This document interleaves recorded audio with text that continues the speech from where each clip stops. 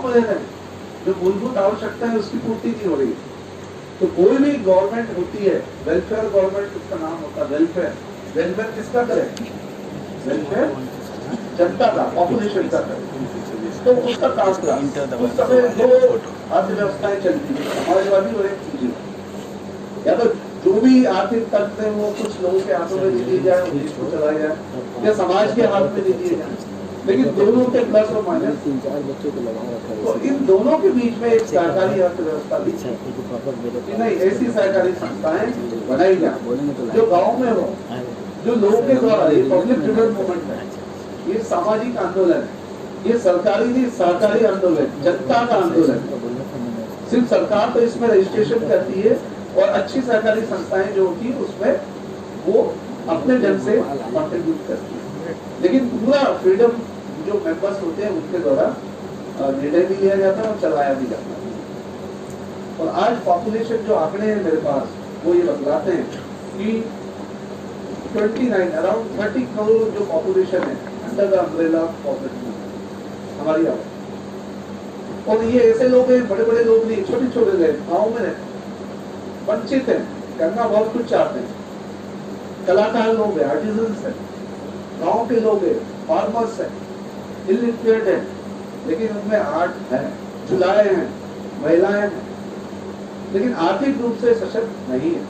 कुछ करना भी ये चाहते हैं लेकिन उनको मालूम नहीं है। तो एक संगठन में ताकत होती है, भावना है हमारी संस्कृति है मिलजुल के रहने की, है ना। अब ये बात अलग है कि आजकल की युवा पीढ़ी, लड़के लड़कियां जो है अपने पेरेंट्स के साथ नहीं रहना चाहते हैं या अपने परिवार है, क्योंकि फ्रीडम चाहिए, ठीक है। तो वो भी देखा फ्रीडम के मायने क्या है। तो हमारी कोऑपरेटिव बताती है कि ऐसे लोग यूनाइट होकर एक क्या है ऑर्गेनाइजेशन खड़ा करते हैं जिसको सहकारी संस्थाएं कहते हैं। तो जब देश आजाद हुआ था लाल गेहूं खाया जाता था, क्योंकि हमारे यहाँ गेहूं पैदा ही नहीं होता था, या जो भी होता था हमारी आबादी पॉपुलेशन इतनी ज्यादा थी कि उनको कहां से पूछती। तो एक हरित क्रांति आई। हरित क्रांति आप लोग हिस्ट्री में पढ़ते होंगे, जो कॉम्पिटिटिव एग्जाम्स की तैयारी करते, ग्रीन रिवॉल्यूशन, ठीक है। अब सेकंड ग्रीन रिवॉल्यूशन की बात हो रही है। तो ये सब हमारे कोऑपरेटिव मूवमेंट की है। उसका परिणाम क्या हुआ कि आज हिंदुस्तान का अधिकांश किसान 3-3 बार अपनी क्रॉप साल में लेता है। पहले तो एक बार लेते थे, आज भी कई जगह एक बार ही ली जाती है, लेकिन वो अब एनवायरमेंट चेंज हो गया। आज भारत दलहन तिलहन जो हमारे ग्रेन्स है, फूड ग्रेन्स है, उसमें आत्मनिर्भर हुआ हमारे कोऑपरेटिव मूवमेंट के कारण। अमूल दूध पीता है इंडिया। आज सबसे ज्यादा जो दूध का उत्पादन है हमारे देश में, और अमूल एक मल्टीनेशनल ब्रांड है, देश में थी मल्टीनेशनल। और अमूल दूध से कई अपनी चीजें बनाता है, पिज्जा भी बनाने लगा है, हालांकि वो दूध से नहीं बनता है, लेकिन अब ब्रांड मार्केटिंग आपने पढ़ा होगा, मार्केटिंग कॉन्सेप्ट है, जो दिखता है वो दिखता, अमूल दिखता है इसलिए दिख रहा है। हो सकता है कपड़े भी आपके अमूल ब्रांड के आने लगे, हो सकता है आती भी, ठीक है। तो कहने का मतलब ये हमारे कोऑपरेटिव के बड़े बिग मॉडल है, सक्सेस मॉडल है, और ये कहीं ना कहीं छोटी छोटी सहकारी संस्थाओं से ही स्टार्ट हुए। आज स्टार्टअप का कॉन्सेप्ट है, स्टार्टअप हम सुनते हैं युवाओं में, स्टार्टअप क्या, कुछ नहीं करूंगा, नौकरी भी बात है, स्टार्टअप खोलूंगा, पापा कह रहे थे। और टीवी में वो एक देखते हो ना, उसमें एक से एक आते एंजल इन्वेस्टर भी बैठे रहते हैं वहाँ में, हम ये करें ठीक है। हमारे यहाँ सहकारी संस्थाओं में जो मेंबर्स बनते हैं वही अपना कॉन्ट्रीब्यूशन देते हैं, क्योंकि ये बिजनेस मॉडल है और बिजनेस को चलाने के लिए पैसा चाहिए रहता है। पैसा कौन लाएगा? मालिक ही तो लाएगा। मालिक कौन है? एक नहीं है, जो भी शेयर होल्डर सब मालिक है। हमारे यहाँ सब मालिक है। आप लोग नौकरी करके नौकर बनते हो, मैं भी एक भारत सरकार का नौकर हूँ, गलत बात नहीं कर रहा हूँ, लेकिन बात हकीकत है। मेरी अपनी सीमा है, मुझे अपनी एक सीमित सैलरी मिलती है, मैं कितनी दिन रात मेहनत करूं मुझे उतना ही मिलेगा, उतना ही पड़ेगा, ठीक है। लेकिन यदि मैं नौकरी छोड़ के अगर प्राइवेट में जाऊं या कुछ अपना करूं तो असीमित दायरा हो जाता मेहनत। तो कोऑपरेटिव एनवायरनमेंट आपको उस दायरे से बाहर निकलने की, आप नौकर बनिए, आप मालिक बनिए सहकारी संस्थाओं में। आप डेमोक्रेटिक पैटर्न से मेंबर से आप वहां के चेयरमैन बने, आप आए और देश और समाज की जनता की सेवा करें जो आपके मेंबर्स हैं, उनके लिए काम और असीमित कमाए, सीमित नहीं, असीमित, अनलिमिटेड आप किया। और यहाँ पर आपने देखा होगा कंपनी में भी या पार्टनरशिप में भी या प्रोप्राइटरशिप में जो भी प्रॉफिट होता है वो एक दो लोग ले जाते मालिक लोग, ठीक है, बाकी नौकरों को तो उनको तनख्वाह मिलती है, ले जाने का तो सवाल ही नहीं, थोड़ा एक्सग्रेशिया कुछ दे दिया तो बात अलग। हमारे यहाँ जो भी प्रॉफिट होता है उसको डिविडेंड इक्वली बढ़ता है, इसलिए कहा जाता है ये सामाजिक आंदोलन है ऐसे लोगों का जो अपने आप में कुछ नहीं करते, समूह बनाते, संस्था बनाते हैं, वो देश की तरक्की में अपना कॉन्ट्रीब्यूट करते हैं, उनकी तो आर्थिक और सामाजिक दोनों गति। और आज आप देखिए जो 3-4% देश की ताकत, देश की संपत्ति कुछ लोगों के हाथ में थी, आज ये सिनारियो बदल गए। आज गांव की हालत चेंज हो गई। आज हमारा किसान जो है बहुत कुछ सोचता है कि हमारा बच्चा भी डॉक्टर इंजीनियर बने, क्यों नहीं बने। आप हमारे गुजरात और महाराष्ट्र जो मॉडल है कोऑपरेटिव, बड़े सक्सेस मॉडल है, सक्सेस स्टेट। आप जाते होंगे चाहे टूरिस्ट में, रिलेटिव के यहाँ शादियों में, आप वहाँ देखिए जगह जगह सरकारी संस्थाएं लिखती है, क्योंकि वो आज से अगर 50-60 साल पुराने अगर उसमें आप चले जाएं तो वहाँ भी यही हाल है। लेकिन उन्होंने कोऑपरेटिव मॉडल से अपने आप को उन्नति की, समाज को उन्नति की। वो जो अनपढ़ कह लीजिए या गरीब एक छोटा सा व्यक्ति अपने बच्चे को डॉक्टर बनाने का सिर्फ सपना पालता था, आज वो मिल के सहकारी संस्थाएं बना रहे हैं। उनके अपने इंजीनियरिंग कॉलेज है, उनके अपने मेडिकल कॉलेज है, उनकी अपनी शुगर मिल है, उनकी अपनी ऑयल मिल है, पेट्रोल पंप है कोऑपरेटिव के, और उसमें एक्ट में उनने संशोधन कर दिया, क्योंकि ये हमारा है, सरकार का नहीं, हमारी कोऑपरेटिव संस्था के, ये हमारे मेडिकल और इंजीनियरिंग कॉलेज है, इसमें इतना % हमारे कोई भी मेंबर का बच्चा एडमिशन लेगा, कोई तो भी ले सकता है। तो देखिए कितना सक्सेस, लेकिन लोगों में अवेयरनेस नहीं। तो माननीय मोदी जी ने ये चीज को, महत्ता को देखते हुए नया सहकारिता मंत्रालय का गठन किया। तो माननीय अमित भाई शाह जी इसके मंत्री बने और उन्होंने हमको टारगेट दिया, हमारे इंस्टीट्यूट 1950 पूरा जिला कैंसर से ग्रस्त। वहाँ मैं चंडीगढ़ रहा हूँ 6 साल, मुझे मालूम है, वहाँ पे मैं जाता, वहाँ आपस में शादी नहीं करते, क्यों? ये उनके ब्लड में आ गया कैंसर। ये सब हमारी उन्नति का परिणाम है, गलत उसका। तो ठीक है, तो भारत सरकार ने सहकारिता मंत्रालय घोषित किया है कि अब जैविक खेती करने के लिए नई सरकारी समिति, और जो भी हम फार्मिंग करेंगे ऑर्गेनिक फार्मिंग करेंगे। हो सकता है आप लोग यहाँ जो बैठे हैं, आपके कई घरों में ऑर्गेनिक फूड खाया जाता है कोई ऐसे बच्चे?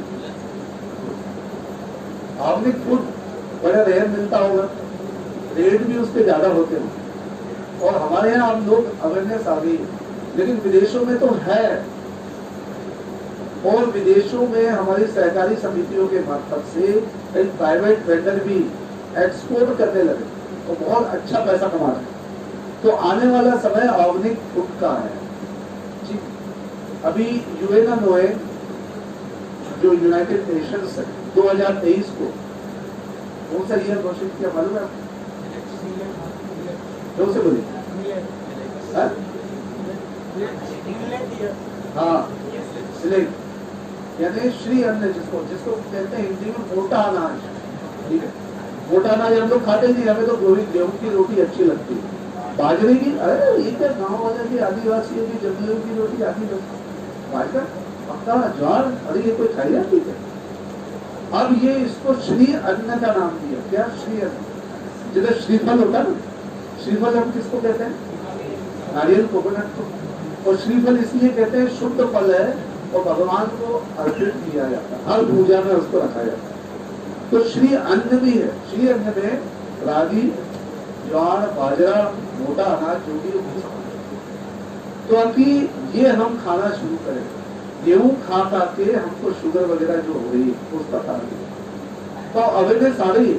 तो गवर्नमेंट ने भी कहा है कि ठीक है आप ऑर्गेनिक फार्मिंग कीजिए, और कॉन्ट्रैक्ट फार्मिंग अगर कोई कर रहा है तो नई नई सहकारी समितियां बनाई, और उससे जो प्रोड्यूस होगा, हमारे देश में तो खपत होगी, डिमांड तो है, साथ में हम उनकी सोसाइटी बना के फेडरेशन हमारे बने वो एक्सपोर्ट करेंगे और उससे हम पैसा कमाएंगे और वास्तव में भारत को विश्व गुरु तो उसमें भी आप अपना भविष्य अनलिमिटेड स्कोप है। आप अपना करिए, ऑर्गेनिक फार्मिंग करिए। पड़ोसी राज्य हमारा छत्तीसगढ़ है, गोबर को हटाने के लिए हम पैसा देते हैं। अरे ये गोबर बदबू वाली, इसको हटाओ भाई। कौन हटाए? मैं हाथ नहीं लगाता हूँ, चलो आप हटा दो, तो उनका गाँव में आप जाके देखो। आज गोबर सरकारें खरीद रही है कि 5 रुपए किलो। गोमूत्र का यूज किया जाए, वो खरीदा जा रहा क्यों है? क्योंकि जो सही चीजें हैं उसको तो अब हम समझ में आ रही है। तो आने वाले समय जो है जैविक खेती में इन्हीं चीजों का उपयोग है। फर्टिलाइजर एक प्रकार से अब खत्म जैसा हो, इसको बिल्कुल कम से कम करना है और ऑर्गेनिक फार्मिंग करके हम अपना जो प्रोड्यूस है उसको थोड़ा वैल्यू एडिशन करके या स्टार्टअप के द्वारा उसकी छोटा छोटा मैन्युफैक्चरिंग करके हम कुछ भी बना सकते हैं। छोटी छोटी इंडस्ट्रियां बजाय शहरों के और वही खेतों में, गाँव में आसपास खोल सकते हैं। सरकारें उसके लिए दुनिया भर की कहना स्कीमें निकाल दी है। नाबार्ड गवर्नमेंट ऑफ इंडिया की एजेंसी है, एग्रीकल्चर रूरल बेस्ड बहुत सारे प्रोजेक्ट कर रहे हैं। आप उसमें अपना भविष्य निकाल सकते हैं, संवार सकते हैं। आपको स्टोरेज की जरूरत होगी। आपने देखा होगा कि आजकल खेतों के बीच में बड़े बड़े स्टोर सेंटर बन गए, स्टोरेज गोडाउन्स बन गए। ये प्राइवेट वेंडर बना रहे, आपकी सरकारी समिति बना सकते, उसमें करोड़ रुपए लगता है और उसमें भी लगभग 20-25% सब्सिडी मिलती है। तो आने वाला समय आप लोगों के लिए कोऑपरेटिव मूवमेंट तो हमेशा आपके साथ है, लेकिन आप नौकर बन बनिए। मेरा ये कहना है, आप क्या बनिए? ठीक है, नंबर 1। अब एक किसान कहता है साहब मैं तो किसान हूं, मेरा बेटा भी किसान ही रहेगा। मैं कह रहा हूं कि किसान का बच्चा किसान ही नहीं रहेगा, मालिक बनेगा। ठीक है, मालिक के साथ साथ क्या बनेगा? एंटरप्रेन्योर बनेगा। अगर आप जैसे इंजीनियरिंग वगैरह की डिग्री करनी, छोटी सी आपने इंडस्ट्री खोल ली, टमाटर आपके गांव में यूं बड़े मिलते हैं और सस्ते मिलते हैं, वहां से एक छोटा सा स्टोरेज, कोल्ड स्टोरेज आपने खोल दिया, गांव से ही आपको रॉ मटेरियल मिल गया, उसका प्रोसेसिंग किया, सॉस वगैरह बनाया, जो भी अदरक की भी आजकल चटनी बनती है, टेस्ट बनता है, जो भी आप जिस जिले में जो प्रोड्यूस है उसका बनाइए। 15-20 लाख के स्टार्टअप या छोटे छोटे कुटीर उद्योग खोल लें। वहाँ से हमारा कोऑपरेटिव में 3 टियर स्ट्रक्चर, गाँव में प्राइमरी, डिस्ट्रिक्ट लेवल पर उसका डिस्ट्रिक्ट लेवल का प्रोड्यूसर और अपेक्स लेवल पे हमें स्टेट लेवल पे 3 टियर स्ट्रक्चर। और गाँव की सोसाइटी वो 3 टियर स्ट्रक्चर से जुड़ी हुई और अपेक्स जो नेशनल लेवल का स्ट्रक्चर है उससे भी वो जो राज्य की संस्थाएं जुड़ी है। और जो अपेक्स लेवल की संस्था है वो इम्पोर्ट एक्सपोर्ट का काम करती है, इम्पोर्ट तो नहीं एक्सपोर्ट करेगा। तो यदि आपका कोई प्रोड्यूस एक्सपोर्ट लाएगा ऑर्गेनिक है तो आप उस फेडरेशन, उस चैनल के मार्फत से एक्सपोर्ट तक कर सकते हैं। आजकल ई मंडियां हो गई हैं, मंडियां हम फिजिकल देखते हैं, आजकल कंप्यूटर में आप खोले तो ई मंडियां, आप यहीं से घर बैठे बैठे गांव में किसी भी कोने में हो आप सामान को खरीद सकते, बेच सकते। तो ये सब चीजें हो गई हैं। और चूंकि आपके पिताजी या पूर्वज या भाई बहन कम पढ़े लिखे, उस समय क्या टेक्नोलॉजी नहीं थी, हम लोगों को भी कई चीज मोबाइल तो हम खरीद लेते हैं लेकिन पूरे फंक्शन हम भी नहीं चला पाते, हमको बच्चों से पूछना पड़ता है। तो आप बच्चे, आपके पिता ने आप इन्वेस्टमेंट किया है, अगर उनको गाँव में जाके ये सब चीजें आप करके दें तो मैं समझता हूँ कि जो लिमिटेड की वजह अनलिमिटेड ROI होगा। ROI है ना, हाँ, ये मिलेगा कोऑपरेटिव मूवमेंट के। और जो उससे जुड़े लेबर भी बहुत सस्ता मिलेगा गाँव में, आप आराम से रख सकते, 2-4 को आप एम्प्लॉयमेंट भी दे सकते हैं। तो आप बजाय जॉब प्रोवाइडर बने, बजाय की जॉब सीकर। तो आज मैं इस मंच के माध्यम से आपसे कहने आया हूँ कि हमारे सहकारी आंदोलन में वो ताकत है विकास की, विनाश की नहीं। क्योंकि आंदोलन का नाम सुनते हैं तो सब लोग चौंक जाते हैं, क्योंकि आंदोलन में विनाश ही होता, पत्थरबाजी होती, तोड़फोड़ होती। लेकिन हमारा जो आंदोलन है वो विकास है, जनता का विकास है, आर्थिक विकास का, सामाजिक विकास का, देश के विकास का, सोसाइटी के विकास का। तो हम सब कहीं ना कहीं उससे डायरेक्टली और इनडायरेक्टली जुड़े। और यहाँ व्यक्तिगत हित को महत्व नहीं दिया है, समूह को महत्व दिया। इंडियन कॉफी हाउस बहुत अच्छा उदाहरण है। इंडियन कॉफी हाउस क्या है? हम लोग डोसा खाने की एक अच्छी दुकान मान सकते हैं, लेकिन वो कोऑपरेटिव मॉडल पे चलता है, शायद ये आपको नहीं मालूम। वहाँ के जो वेटर हैं, जिसको आप वेटर कहते हैं, वो सोसाइटी के मालिक है जो आपको डोसा या जो भी समोसा, सॉरी इडली सांभर वाला जो भी आइटम है वो सब, और जो भी प्रॉफिट होता है वो इक्वली उनका डिस्ट्रीब्यूट होता है। आप सोच सकते हैं, आप अभी मल्टीनेशनल बड़ी बड़ी कंपनी में काम करेंगे, आपको तनख्वाह दी जाएगी, वो अपना प्रॉफिट टर्नओवर बताएंगे, वो जो प्रॉफिट है वो 1, 2, 4 या कुछ लोगों के हाथ में जाए, आप तो वही के वही रहे। तो कहने का मतलब ये, आपके सामने दो रास्ते, आप उस दुराहे पे, आप भविष्य देश, आप सर्विस प्रोवाइडर बने, आप मालिक बने, तो बने नहीं, हमारा मॉडल है, कोऑपरेटिव बिजनेस मॉडल है जो सक्सेस मॉडल है। यहाँ पे कुछ गर्ल्स भी बैठी है। अमूल का जो सक्सेस मॉडल है ये महिलाओं के कारण है, आपको मालूम है। मंथन पिक्चर देखी आपने?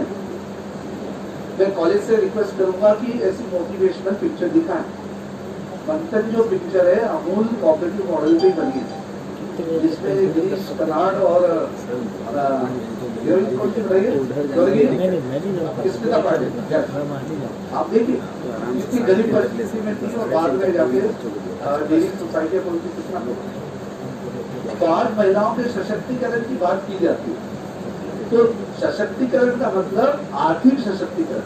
महिलाएं कमजोर नहीं है, महिलाएं मजबूत है, लेकिन आज अर्थ के रूप में, पैसों के रूप में वो कहीं ना कहीं अपने परिवार पे तो ऐसे कोऑपरेटिव बिजनेस मॉडल से जुड़कर वो अपने आर्थिक सशक्तिकरण का भविष्य संवार सकते, वो हमारे।